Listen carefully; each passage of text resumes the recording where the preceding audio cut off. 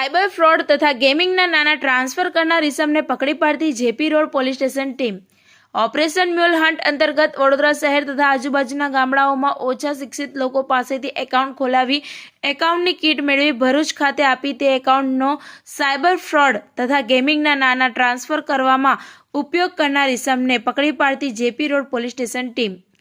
વડોદરા શહેરના police commissioner Shri Narasimha Kumar સાહેબ તથા અધિક પોલીસ કમિશનર શ્રી ડોક્ટર લીના પાટીલ સાહેબ નાઓના સીધા માર્ગદર્શન હેઠળ નાયબ પોલીસ કમિશનર ઝોન 2 ની શ્રી મંજીતા વંજારા સાહેબ તથા મદદનીશ police commissioner Shri D division Shri એવી કાટકર સાહેબ નાઓએ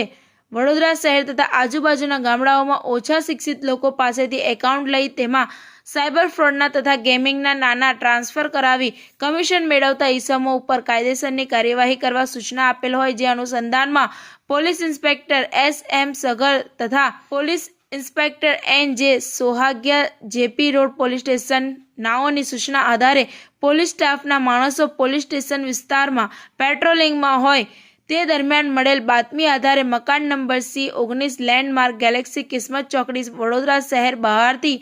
એક ઇસમને શંકાસ્પદ બેગ સાથે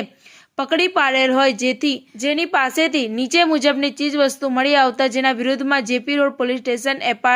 એપાર્ટ રજિસ્ટર નંબર 119608260022 ભારતીય ન્યાય સંહિતા અને 2023ના કાયદાની કલમ 316(2), 318(2),